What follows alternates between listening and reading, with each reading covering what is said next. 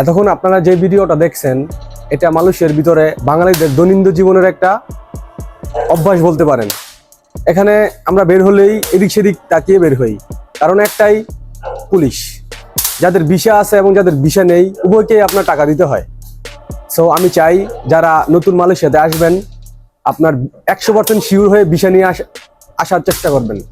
আর আমার সরকারের প্রতি একটা আবেদন থাকবে যাতে আমরা প্রবাসীরা আপনার 100% নিরাপত্তার সহিত এখানে কাজ করতে পারি এবং থাকতে পারি।